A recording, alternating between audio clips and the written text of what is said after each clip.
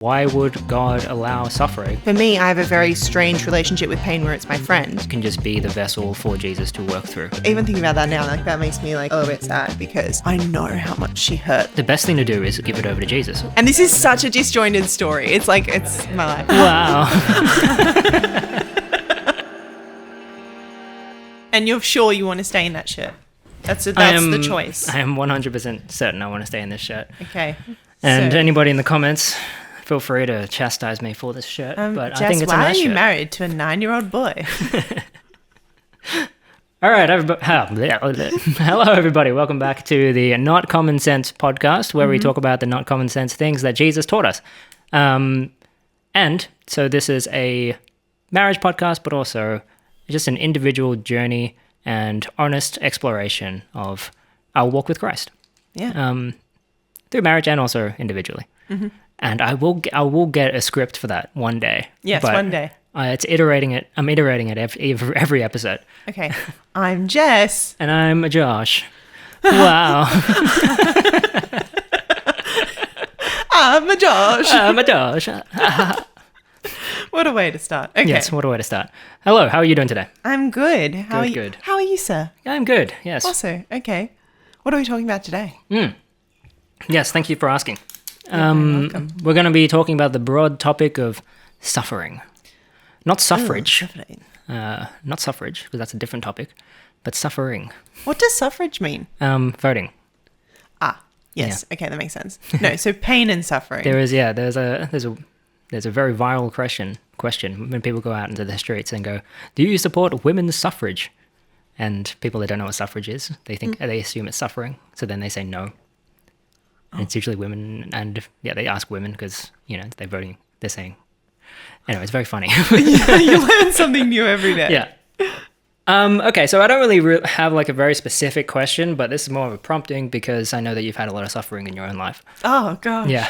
What a depressing way to put it. Yeah. So I guess a broad question would be, why would God allow suffering, especially for children? And I know you don't have to answer the topic.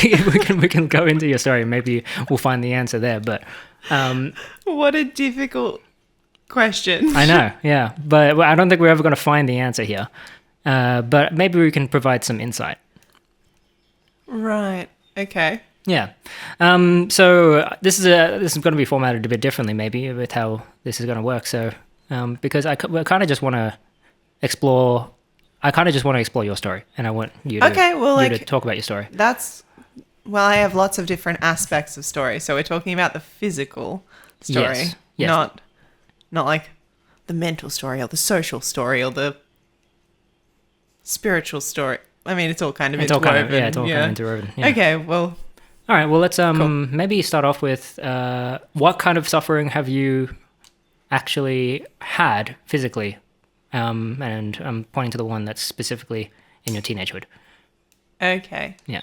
All right, so we're going to skip past the first few years. The first year, like hospitalization when I was a kid, we're just like... Yeah, skip past that and maybe like your dreams and aspirations and why they were subverted. Actually, you know what? I do think that it's important to go back because I think that my mum decided she got me into dance. She got me into dance when I was about 3, and she did that not just, I think she wanted me to be fit because I did have I was born with something called a vascular ring around my tracheomalacia. They didn't realize that I had that as a newborn baby, and that was choking me from the inside. And when they realized that I had that because I wasn't eating and wasn't breathing really well as a baby, and my mum had to really fight for that. Apparently, like doctors were like, no, that's normal, and there's nothing wrong with your baby. And mum was like, I know. I know my child. I know that there's something happening here. And so she had to fight for a while to get somebody to take a really good look at me. And when they did, there was a vascular ring and it was choking me from the inside. And as I was growing, it was getting tighter and tighter and tighter around my esophagus and my trachea, which is your breathing and eating tube. And So that was, as I was growing, that was choking me. When they removed it, and everything was fine, it left a floppy trachea, basically. Floppy trachea. That's a good way to put it. Basically means that when I breathe out, it closes. So on the right side of bronchi of the lungs, sure that my terminology might actually be off, but whatever. Yeah, it was a long time ago. You haven't had any issues, thankfully. Recently, but yeah, it's more so that like when you're in the medical system young, like people throw terminology at you and you're just yeah, that's part of life. So that left me with scar tissue, and so if I got sick, it was really difficult for things to come back out of my lungs, and things could go in and it would stay open, but when I breathe out, it closes again and it kind of like whistles through on one side. So I kind of mostly only use one lung. And so my mum was like she tried to get my sister into dance, and that didn't last a whole long time, but got me into dance at the same time with our now business partner as well. Who she, the two of us, we did dance together. Sorry, the cat's in there. Yeah. So, and that was when we were really, really young. And to put a really good backstory on dance is I was good. Like, I was really good for my school. Really good for my dance school. I wouldn't say I was like some of the dancers that are really young and out there now, but I was probably heading towards pre-professional by the time I stopped. So I was about 14 and I was really athletic. So I had been dancing for over 10 years at that time, 14, 15 actually. So over 10 years at that time. And it was the love of my life. Like it was everything to me. I only went to church because my friends went to church throughout those years, and God, I knew existed, and I had had a few specific encounters that had changed me, but they were just nothing in comparison to dance for me. Yeah, they were kind of like superficial at that age. It was like, oh yeah, God's there. It was more like he was like my friend that I chatted to before I went to sleep. What did you guys talk about? Me and God. Yeah. Oh, I remember when I was 11, I begged God. I was like, God, please, this boy, I know he's dating this other girl, but I'm in love with him. Like, I have to date him. Like, please. And then a couple of months later, they had broken up. And she was like my friend. By the way, we're 11. Yeah. So dating was did not involve kissing, or it was barely holding hands. But yeah, it was very innocent. It's putting the label on it and then hanging out like friends. We're boyfriend and girlfriend. Yeah. And I was just like, God, I have to have this man. He was a little boy. We're both little. We're just so little at that age. And I think it was a couple of weeks later, my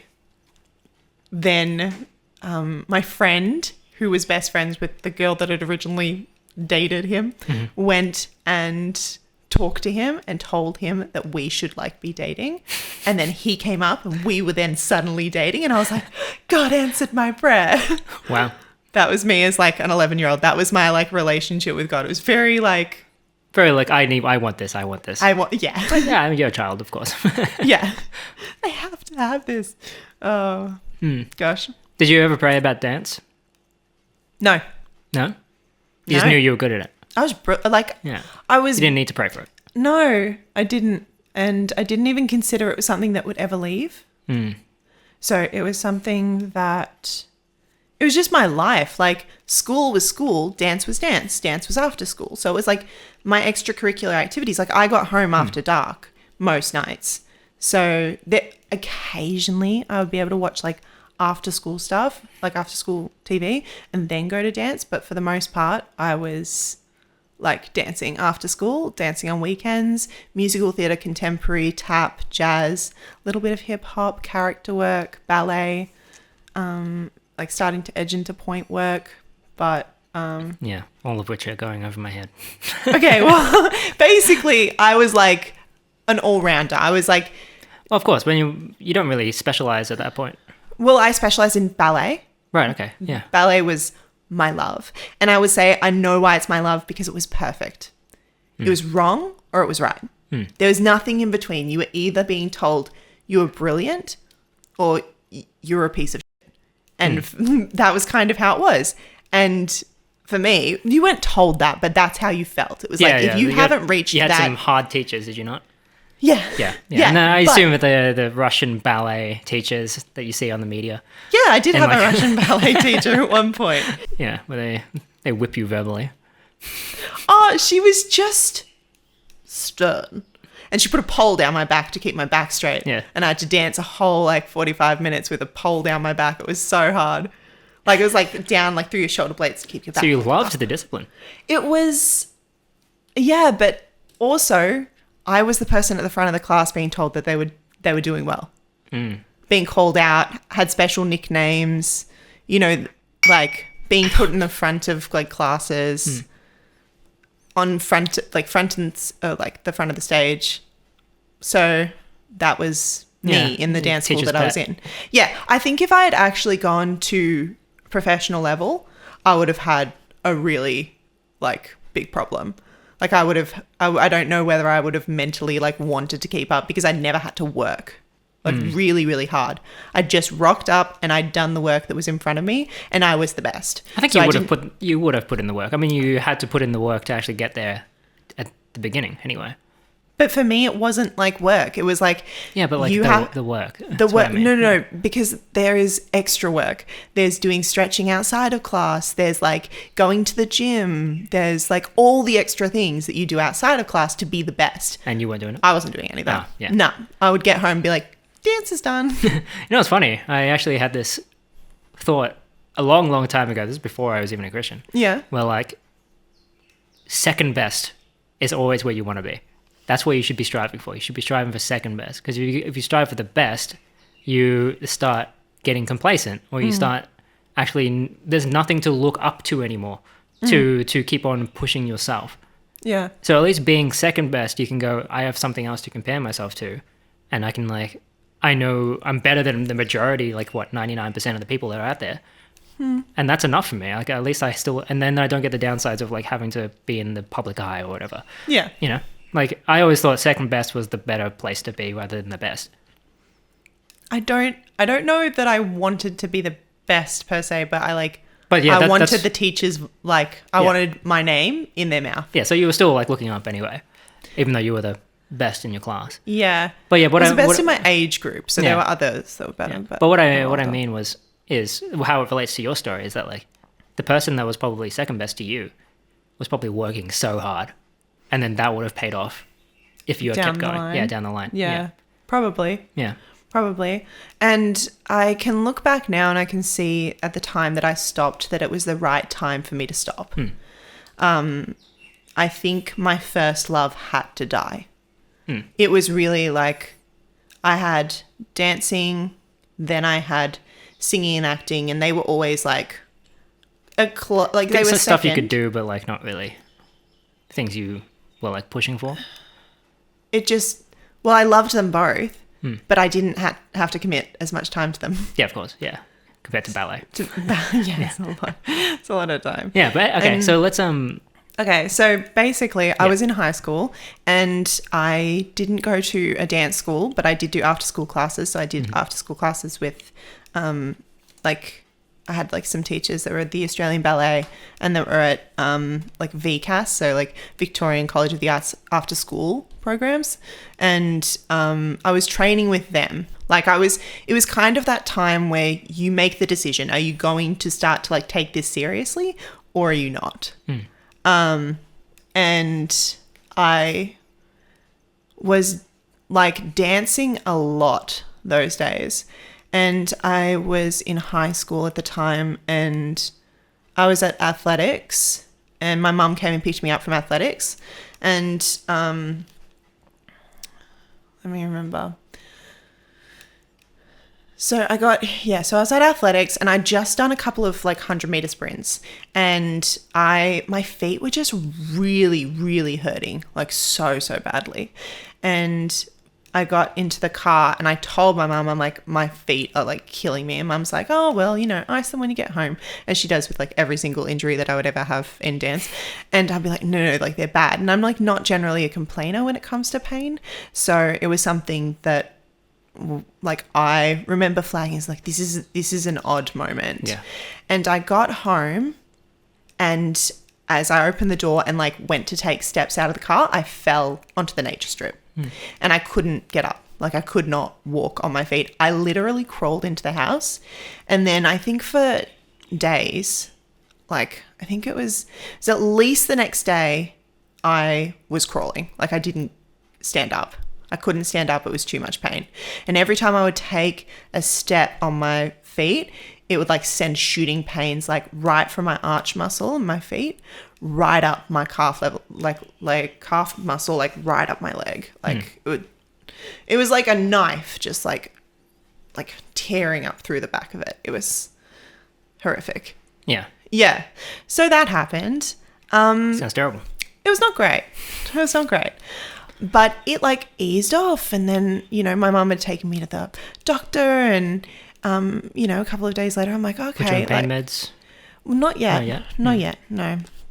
So it was just like, oh, I've obviously overworked that muscle. And then I kind of resumed my normal life, but I took a little bit step back from dance. And it was just like, just easing my foot off like the gas pedal a little bit. Just because I'd injured myself. I never truly went back to dance full time after that. Like that really, if I had known that had been the end of it, at least I feel like it would have been like a real trauma, and it would have been something that I would have been able to go and like get over a lot quicker maybe. But it wasn't. I was, for the next 3 years, I was eternally going back to dance.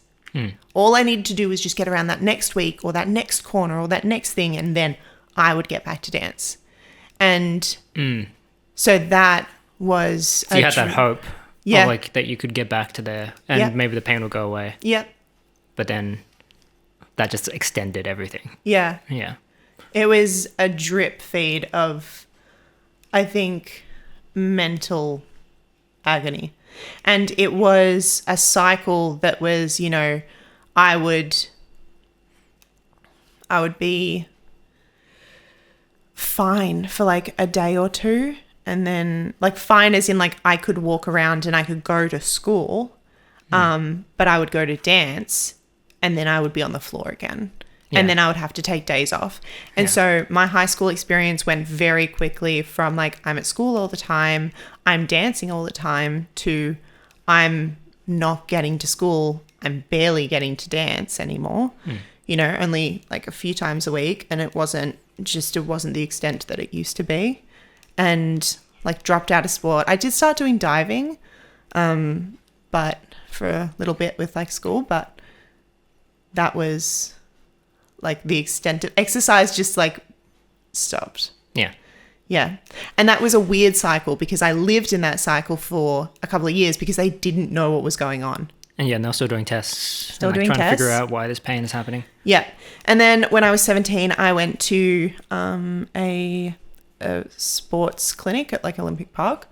And it was for elite athletes. So really expensive doctor. My parents actually, like we talked about it, apparently they've spent like tens of thousands of dollars over the years just going to doctor's appointments, trying to see a new specialist, a new person, to see what was going on. And they could, like, no one could figure it out. At one point, I was with like Chinese medicine and getting like acupuncture and like at the children's, and they're like, you have RSD, and it was all of these things that I had, and none of those. And well, reflex sympathetic dystrophy is actually another name for complex regional pain syndrome, which technically now I am diagnosed with.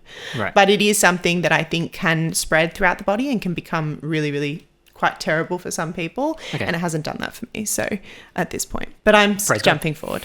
Yes, 100%. Yeah, that's good. That's a good thing. That's a good place to break here and go. What? Because now the audience knows like exactly what you have. Now, Ish.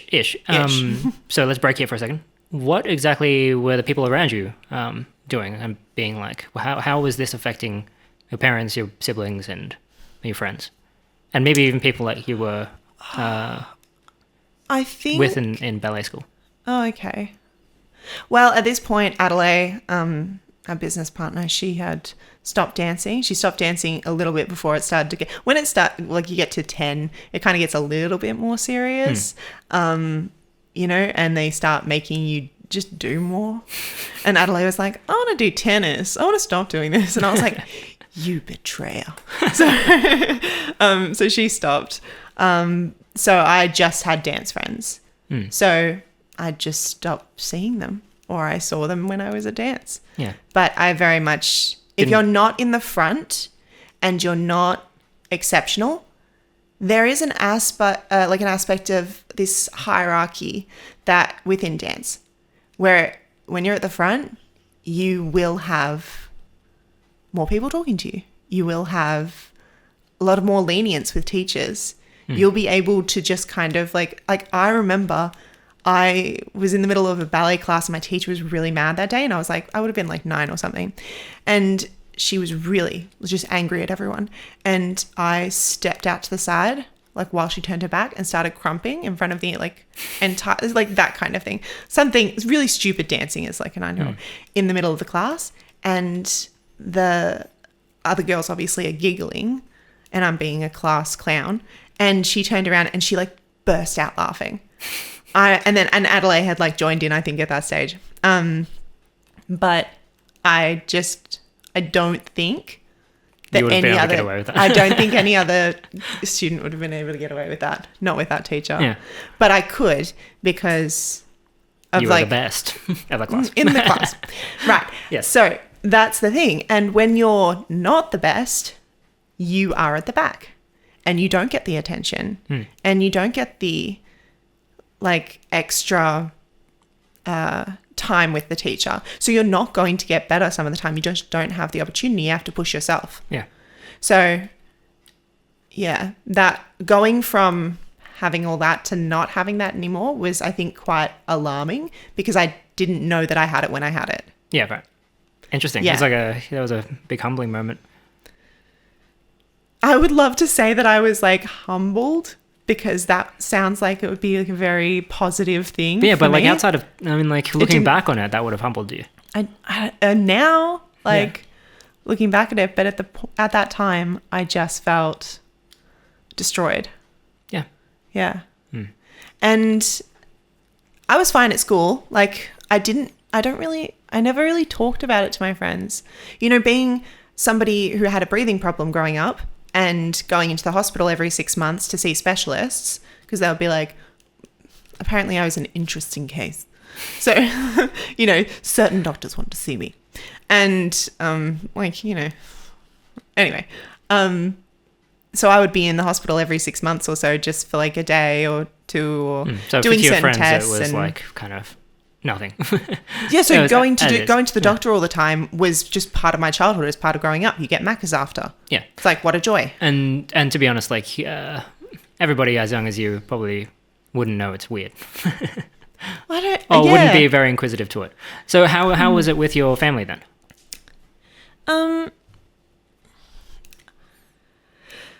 I think at that stage, my sister and me were sharing a room, and I probably became really difficult for my sister. My sister was also difficult for me, but I think that while going through a lot of stuff, I was going through a lot of stuff, and we were not great at communicating or being like, I don't know, emotionally available with our feelings, being able to self-assess and then communicate about it. As siblings do. As siblings do. Yeah. So I think I became quite difficult, and I have a tendency, as you know, to be like, oh, that was nothing. Like that was no big deal. That was just one thing. And then, you know, the next time it's like, oh, that's no big thing. And then you get 50 of those tiny little moments that just irk you just a little bit. And suddenly it's like a cascade, and you just, it's an avalanche of on your shoulders. And then I explode, which is a problem that I had at that point, I think. Yeah. And I got severely depressed. So by the time I was 17, I was diagnosed with major depressive disorder. And that was 100%. My psychologist at the time thought it was due to dance. Losing dance. Yeah, losing dance. So at 17, when you had, were you diagnosed with depression, did you, at that point, had you stopped dancing? So it was that cycle. Trying to go back to dance, not going to dance. Realizing you couldn't. Yeah, doing dance and musical theatre at school. Like it had kind of shifted. So at that time, my love of singing, my love of acting came out. That was now where my efforts could go, because I could sit up, I could stand up, sit down, do a lot of things when I was like moving around. I don't know, just in the way that I was like moving. Yeah. Yeah. So how was your family? So I'm really spacey today. Yeah, that's all right. Yeah.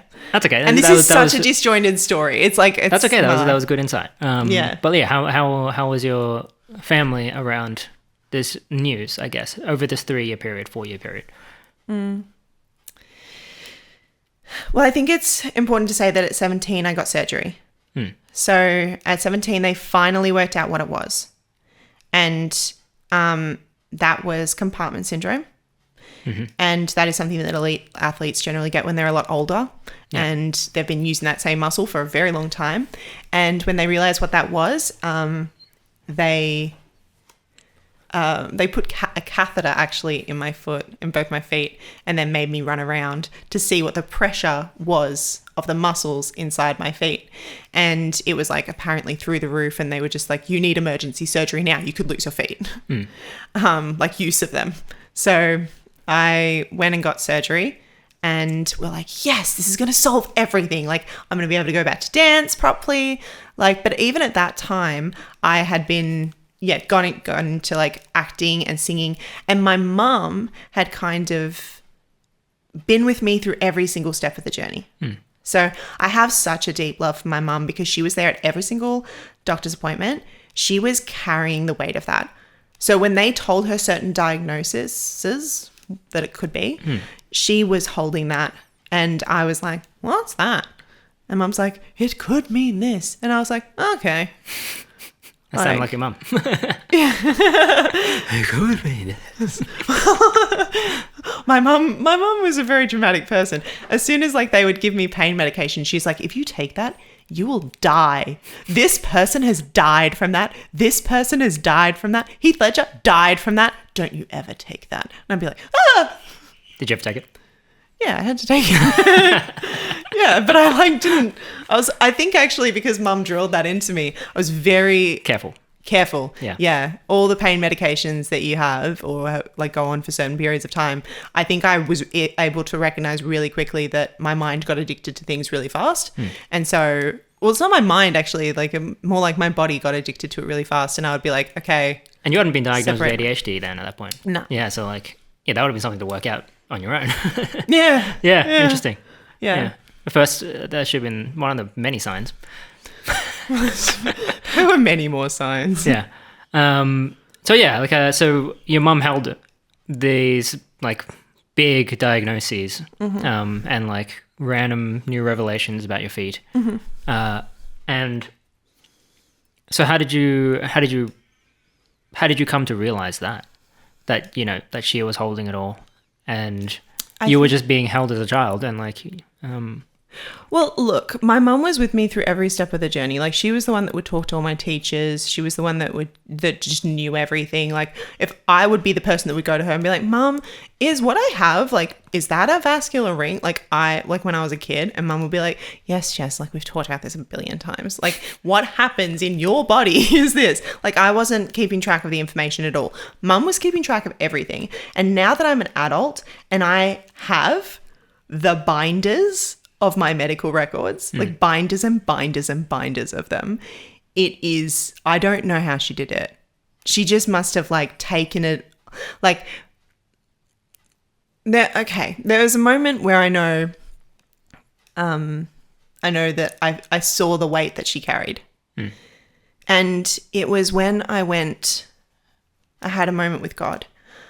I went to, it was like a Planet Shakers concert, right. And I was an older teenager, and it had been after I had surgery, and I'd kind of moved through my depression stage. I had come to accept like where I was at. And yeah, I think I was at a new phase. And I went to a Planet Shakers concert with my friend, and it was just, the Holy Spirit there was thick in the air. Just, you walk in and it's like almost walking off the plane, a cold plane in Fiji. Like the air feels kind of like soup, like hot and humid. It's kind of like that when the Holy Spirit. But spiritually? Okay, so I was gonna say if you actually physically felt that, that's probably because there's a lot of bodies in a room. No. No, it's not the heat, and not like the air. It's not like, but it is like thick spiritually. You kind of, I kind of know. You almost walk in and your skin's on edge. Yeah. Your hair is on edge. You're like, it's like spiritually drunk almost. Yes. Yeah. Yeah. It's quite an intense experience, especially if you're there and you're taking it in and just embracing the Holy Spirit, as most people are when they're at a Planet Shakers concert, you know, just worshiping. And I was there and I prayed, and I was like, there was someone at the front and they're like, if you want to get healed, like, just pray to God and he'll do it, or something like that. I don't know what he said, but all of those sermons could probably boil down to that. Yeah, which is not entirely accurate. But yeah, I prayed to God and I was like, God, like, heal me of this pain that I've been living with. Like, and God was like, no. And I heard it. Like, the only way you can describe it is that you know that in your heart of hearts that voice in your head is God. Yeah, that tattoo on your soul. Yes. Yeah. It was, no, your pain is going to help other people. That was what I was told. Yeah. And it wasn't, it kind of came with this feeling like it might not be forever. It might not be always. Yeah. But your pain is like part of your story. And now I am saying, no, I am not doing that. Yeah. And for me, it was a really loving experience. And I went home and I had to tell my mum about it. And my mum burst into tears. Yeah. And she was like, but why you? Like, why do you have to carry that weight? And I just knew. And I just said, because I can. God has given me something that I can handle. And I will handle it for him. Yeah. So, but like, even thinking about that now, like, that makes me like a little bit sad, because I know how much she hurt, like how much she wanted her child to like succeed and thrive and have their dreams come true. And she had been with me on every dancing like journey thing. She'd been at every class. She had dropped me off at every class. My mum worked multiple jobs and she rushed home to pick me up from school, to get me to dance class, to then sometimes have to sit in the dance class, and she's doing her diary and she's doing her work at the dance class, or she's sitting outside, or she's dropping me off with dinner, by the way, that I'm eating on the way. Like, it makes your mom sound like you were a single child. Yes. I know, it's crazy, but there was 3 other siblings. She was quite incredible. Well, now thinking about it, I do My other siblings did not do as many extracurricular activities as I did. They did do extracurricular activities, but my parents kind of tag teamed it really well. But they didn't do as many as I did. And I think that's because my parents saw that I was thriving in that aspect. I wasn't thriving in the same, like in school. I mean, I was fine. Academically. Yeah. I was fine, but I didn't love it.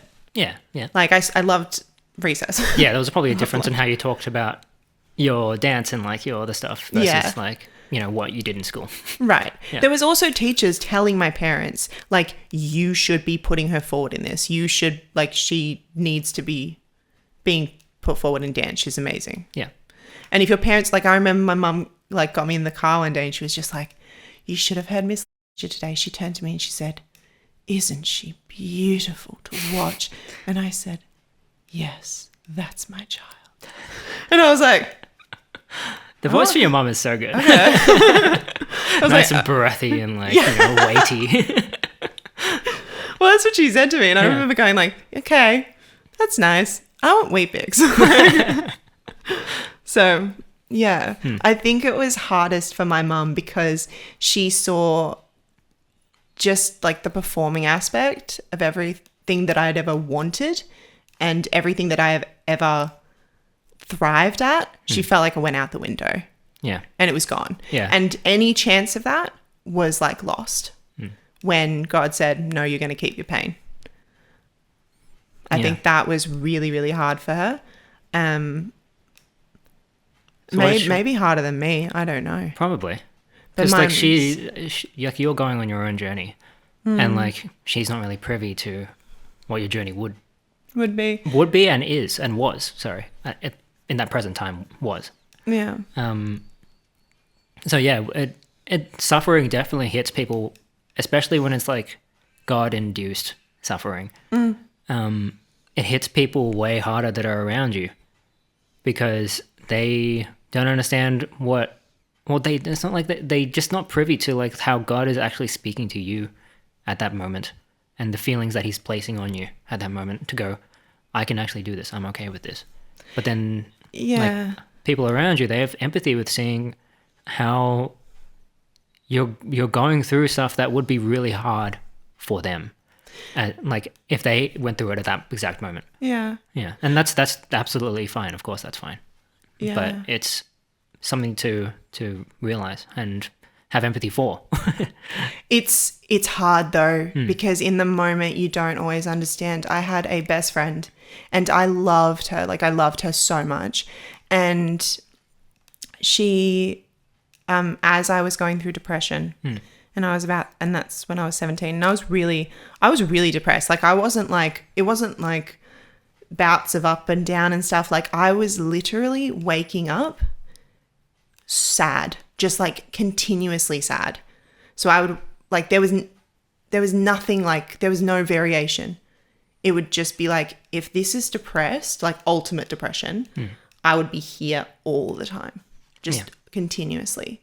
And it was something that, you know, I did need antidepressants. They did need to like kickstart my brain again, and they really did help. And then I went off them and I was actually okay. Like I like went through that really well. It's because it was just a phase, obviously. Oh gosh. What a terrible phase. But it was horrendous. And but I was sad all the time. And for my friend, one of my best friends, she couldn't handle it. Yeah. So she actually just like backed away and stopped hanging out with me.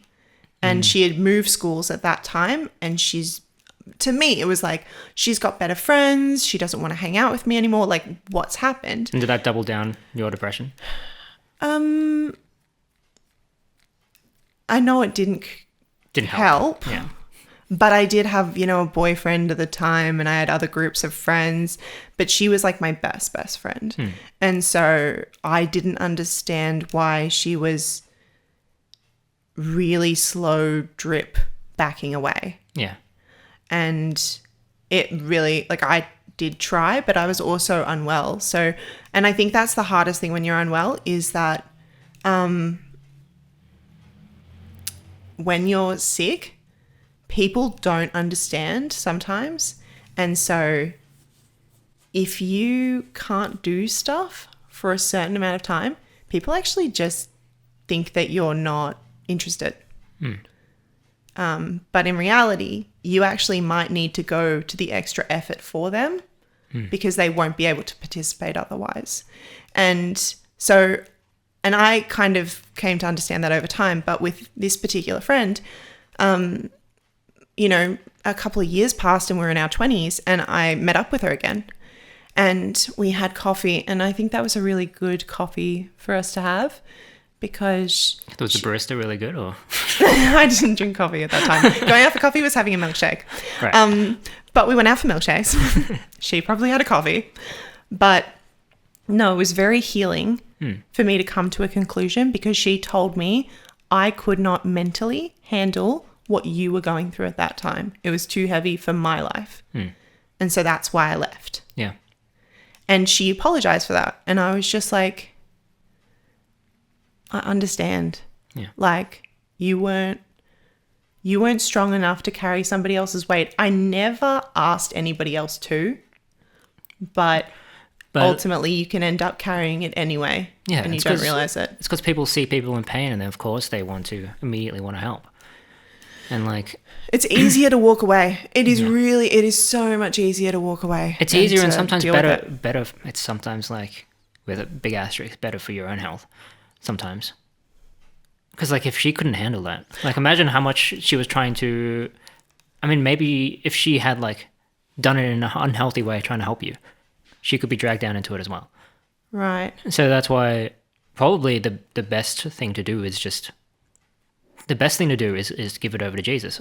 Give your friend over to Jesus. Give your friend's problems over to Jesus. Give your problems over to Jesus. Give your helping things. Ask Jesus, use me to tell me exactly what you want me to do for this person, rather than like, I've got Jesus, I will help you. Don't ask God don't ask God to bless your actions.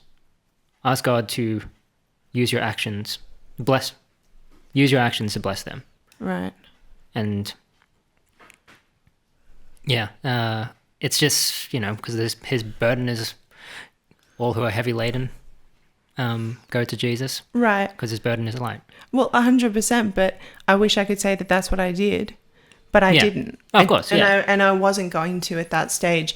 What I was doing was using God as a reprieve. But that's not what I'm about. I'm talking about the people that are like trying to help somebody who's in that. Yeah. No, I agree.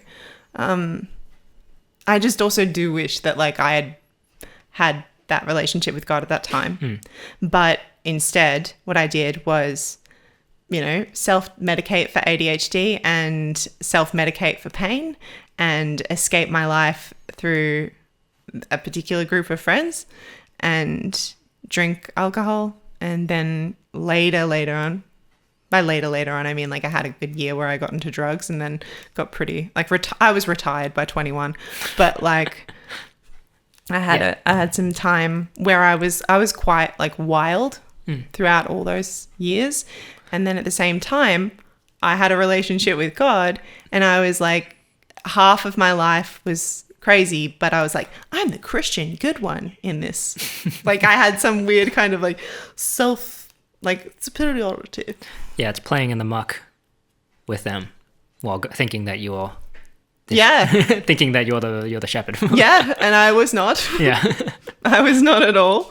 I was almost probably doing a disservice to Christianity and to Jesus throughout that time, showing that it was not a good time. It happens. I've done that too. Everybody's done that, I think, at some point in their lives. And if you haven't, you're very blessed.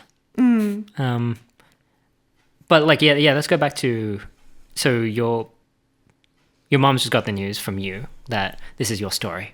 Yeah. And this is going to ultimately help people. Yeah. So as a teenager, at your point in your life, there was no avenue in which it could possibly help anybody. So how did your mom take that? After you said that, I can handle this. Yeah. I don't know. Me and my family are very over communicative and also under communicative in certain ways too. So, you know, if you ask the right questions, you will get all the answers. Yeah. But if you don't ask the questions, it's kind of like, I can handle myself. I'm good. So I don't know. So you're not sure? Yeah. I still don't know. Yeah. I don't, yeah. And I don't know how my dad handled it. I think he just looked after my mum. Mum was the one that looked after me. Dad looked after mum. It makes sense. I mean, it makes sense, yeah. Yeah. Multiple children you're going to relate to. I related more to my dad emotionally. Like, I'm more like my dad as just Yeah. a personality, but... Support-wise. But support-wise, my mum was just, yeah, wanted to be nurturing. Yeah. Yeah. Fair enough. Yeah, but I don't know. And I definitely tried to keep it to myself. I think after I lost a couple of friends, after high school, I think it was when I was in my early 20s that I had lost 99% of my high school friends. And it's not through any issue. It was just that I was sick. I was sick and I missed stuff. Yeah. I missed stuff again and again and again. And yeah, I mean, after my diagnosis and my surgery, I mean, it's probably the point to say that what actually happened with my body is they did surgery on both my feet, and then the pain persisted and they didn't understand why. And the doctors were like, this is weird. The pain should have been like solved by the surgery. Yeah, so he had emergency surgery, which they had to let me know if I get this wrong. Yeah, no, you try. Because I heard you talk about this 2 days ago. They had to your muscles were there was like a sheath around your muscle. They had to unsheath it because your muscles would explode otherwise. Okay. Is that right? That's not quite right. Damn it. I thought I was being very scientific. No, if you think about a sausage, sausage is a good way to describe it. Yeah. It's got like a sheath around it to keep it in sausage shape. You've kind of got a sheath around your muscles. And when there is so much pressure in the muscle that if you can cut that sheath open, it actually gives your muscles a bit more room to breathe, because there was not enough space in my foot, I guess, for my muscles. It was something like that. When they said, I mean, a doctor came in. That's exactly what I said. I mean, yours is a little bit different. And if they didn't cut open that sheath, it would have exploded, right? Well, it would have cut off circulation, I think, to like the area. I'm not well versed, okay, I should say, in my own medical history. So like mine's like a broad overview. Yeah, so you can forgive me for not being well versed at all. Yeah. But the thing is that like, what was I saying? So there was a doctor came in when I was at like the hospital and I just had surgery, and he was like, it was amazing. We cut open to your foot and like the muscles just spilled out onto the table. And I was like, what? They're just like, yeah, there was so much pressure. The muscles just went like, we had to like put them back in. And I was like, I hope they're okay. Because I had like blockers in my knees, so I couldn't feel anything from the knees down. I woke up and they have to have somebody come into you and be like, by the way, it's normal that you can't feel from the knees down. Nothing went wrong. So they did put the milk back in the bottle. They did. Okay, that's good. Yes. And like my feet, like I wasn't walking for a bit because obviously I'd had surgery on my feet. But like when I went back to walking, the pain persisted. And it was like, they're like, oh, it's just the surgery. Yeah. It'll Recovery. ease off. Yeah. And I'm like, but it's the same. It's lesser. It was far lesser than it was before. But it still existed. Like it was at 10 out of 10 pain level. Now it was like 6, 7 out of 10. Yeah. But it stayed 6, 7 out of 10. How long? So it never has been less than 4 since then. So then when did you realize that was a problem? I think 6 months later, I went back to the doctor and I was like, we were kind of like, this hasn't gone away at all. And at that point, they're like, okay, what we think has happened is you had this from like the age of 15 and you had it for too long. basically. This is the way that it was kind of described to me. So you've had the pain in your body for too long. Your brain has kind of flipped a switch and gone, this is normal. So when they did surgery, the pain persisted because the body still thinks that the injury exists, that the injury is part of your like system. So it became part of my system. It's crazy. Yeah. It's crazy how the brain...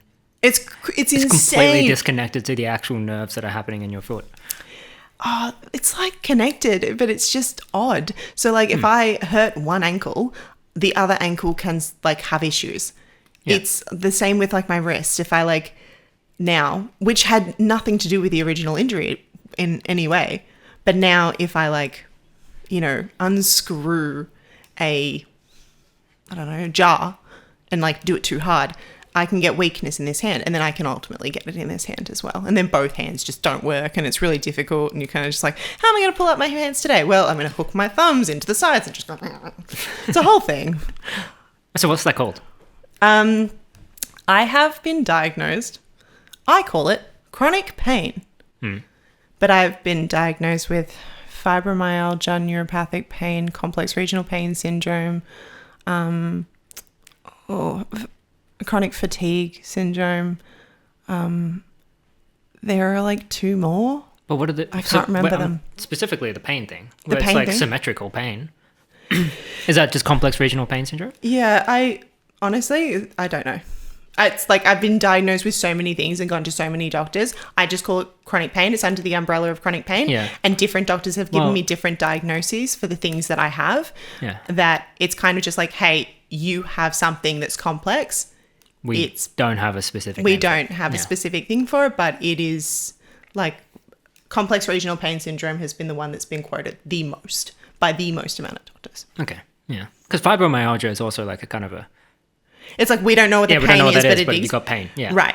Yeah. Mine like originated from an injury and then it proceeded to spread throughout my body. So like I do have my muscles do like seize up sometimes. I do when I go for walks, specifically slow walks. It is very painful and it takes me a really long time to recover. But since getting my medications right, and exercising, which took me like 15 years to get like... Figure out what type of exercises. To figure out what to do and to get strong enough. How much to do it. And my entire diet has to be perfect. My sleep has to be perfect. My schedule has to be perfect. Exercise perfect. Prayer also, like prayer does come into it as well. Yeah, it's very similar to your ballet, huh? If it has to all be perfect, huh? But if I'm not perfect, what happens is... You get sent to the back of the class. Well, my life falls apart. Yes. And... I'm trying to loop it back around. Yeah, okay. And it kind of does. I mean, you've always had a thing about perfection. I know, but it comes into... And now you got to find what the hell is perfect, for your body. Yeah. It's interesting. It's hard. It was hard for a time. Now it's just like my life. My life it is a full-time job to manage your health. And people don't realize that it can become a full-time job. Yeah. You have to wake up and you're logging stuff. You're logging what you're eating. You're logging when you're going to sleep. You're logging when you're going to the toilet. Like all of these things can impact your pain levels, can impact how your body's functioning and your gut health. If you're not eating certain foods, it can be the difference between you waking up the next day or you spending the whole day in bed. And people don't realize that it can be that intense. It's pretty fascinating. I think that we don't have enough time to actually go into exactly what type of diets you've done because in order to figure out what exactly you can eat and what you can't eat to get to this point, I think diet is a massive part of... It's huge. Yeah, of like your brain health, your body health, obviously. But also like... Yeah, how your brain reacts to pain. I also wouldn't promote any specific diet because different bodies work differently, and I think that's like something to be very clear on. And I worked that out because Adelaide, business partner, young dance friend, she is she lives on carbs, like lives on them, and I have done very well on like opposite type diets. So it's really interesting. How nutrition differs from everybody to everybody. And there are some certain truths, like obviously processed sugar and like probably processed oils. Alcohol, not good. Yeah. Like, to a point, actually. yeah. So there's obviously like some certain hard truths there, Yeah. but how your nutrition, you've had to go through all the diets to try and figure it out. Yeah. And the consequences of trying out those diets have been disastrous at times. So we're on like, oh, I'm going to try this new thing because this could make my life better. Okay, well, there goes 3-4 months of your life. Yeah. Like that's it. That's just gone. Yeah. Or you're bedridden for a while. Like that's the consequences of trying out something new when you're chronically ill. Yeah. And now that I've worked out my life, it's kind of like, okay, I don't want to go back. Like there is a little edge of desperation there. And that comes into whenever there is a different direction that I have to go in, maybe it's prayer. Like, is this the right choice? Could this be a problem? Can we work it out if it is a problem? Like, are we going to be able to handle if I can't drive for the next couple of months because I'm trying out this new medication? Yeah. Yeah. Fun. It's a life. Yeah. It's just a lifestyle. Yeah. It's a lot to manage sometimes, but you know, it's what God's given us, you know? I mean, it's lucky for you. You don't have to manage anything. I have managed it flawlessly. Thank you very much. I will say. Wait, have you had to manage stuff? Wait, what if you had to manage? What have I had to manage? Yeah, in terms of my health, being a partner to somebody who's chronically ill, how has that been for you? Oh, that's a good question. I didn't even think about that. I mean, think about it. Yeah. It's okay. It's all right. I've got a very chill demeanor. So, like, I guess that's when how we were talking about how people can be overly empathetic and maybe they can put too much of themselves into it and then also be dragged down, right? Mm-hmm. I think I've naturally had this God-given thing where it's like I've naturally been very okay with like you kind of handling your stuff. You know how to handle it, and like I'll be here if you need me. Yeah. So like I have empathy for what you're going through, and I'll be like, why did you do that thing that's gonna be bad for you?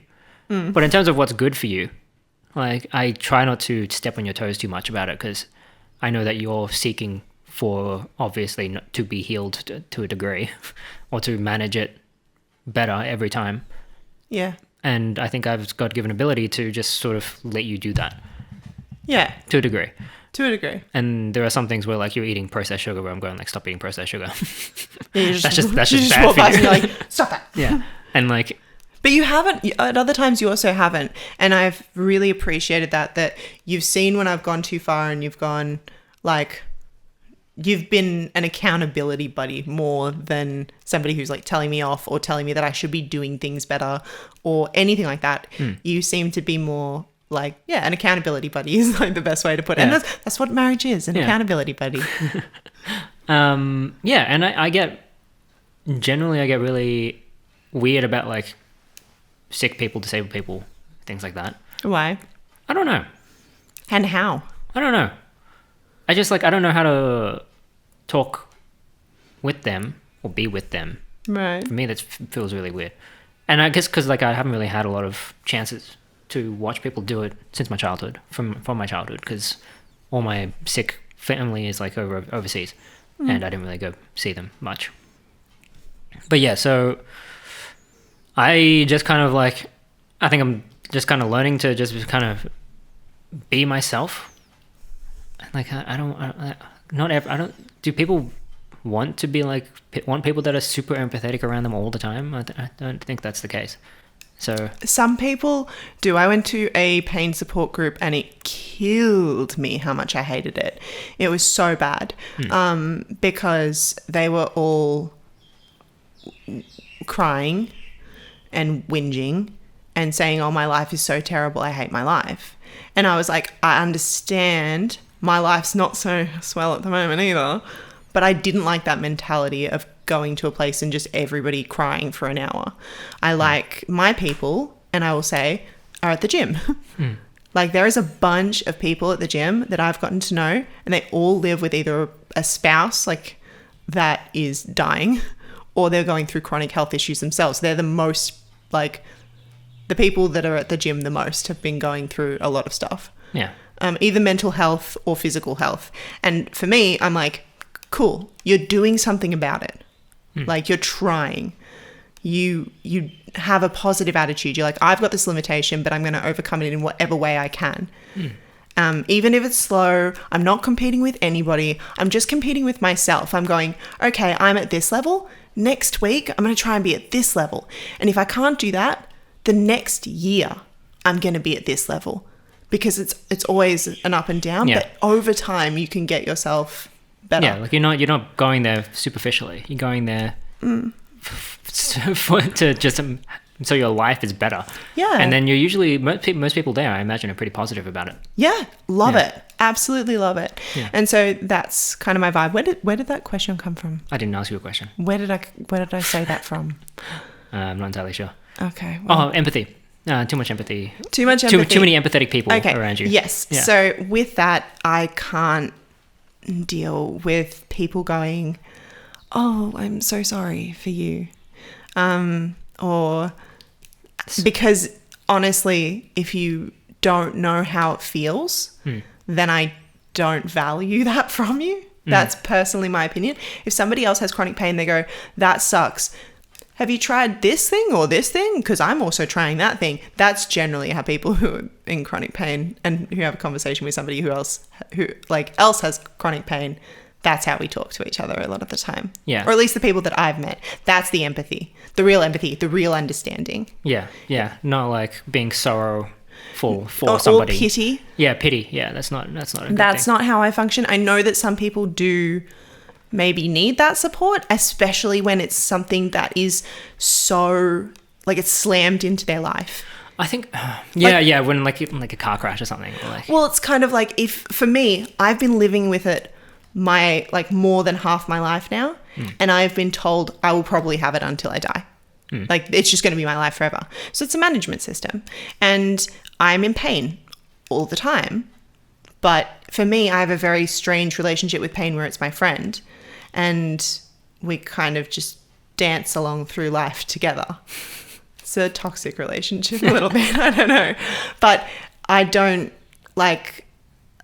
haven't had that loss of something since dance. I know what it's like to have that loss, and I know, but that again was a slow drip. It wasn't just wrenched from my life as somebody who was perfectly normal for all sense and purposes, and then has, gone into a car crash and lost their legs. yeah.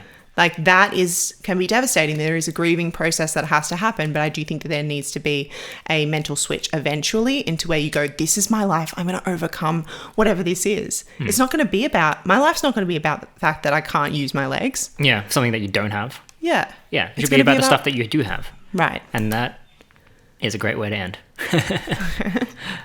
Because, it's all about Jesus. And his burden is his burden light? Is that the way the verse goes? His yoke is easy. And his, gosh, I gotta learn how to memorize. Yeah, it is. It is burden is light. Come to me, all who are weary and burdened, and I will give you rest. Take my yoke upon you and learn from me, for I am gentle and humble in heart, and you will find rest for your souls. For my yoke is easy and my burden is light. And I think that goes for both the person that's suffering and the people that are around the people that are suffering. If the person that's suffering has Jesus and is on a path to get closer to Jesus, you can feel the empathy and feel sorry for them and have that kind of pity. But then also give it up. Give that sorrowful pity up and give up their problems to Jesus. And so you're not carrying that, you can just be the vessel for Jesus to work through. Yeah. Look, I agree. For me, I think the constant has been right up until I got baptized and I truly gave my life fully to Jesus. And then when I got married, it kind of everything actually fell into place for me, and I turned entirely from sin. But when I was baptized was the time that I think I actually fully gave my life to Jesus, and I had to surrender throughout my entire childhood, from the time I lost dance through to when I was a young adult. I had to surrender friends. I had to surrender my body. I had to surrender my mind. I had to surrender like relationships, my abilities, my intelligence, just everything had to be, my value that I found in school, the value that I found in the world, everything had to be surrendered and pulled from me again and again and again. And only when I like had truly surrendered a lot of those things myself, did I allow God, did I say, God, take whatever else you want from me. And then he did. He really did. He took other groups of friends from me. He took like just other stability that I needed. And only from there was I able to build up. I had really built a lot of my teenage and young adulthood on a toxic foundation. And it hurts for it to be all dug up and all of those roots to be pulled out. And then you're nothing. You're like this holy just soil that needs to be planted in again.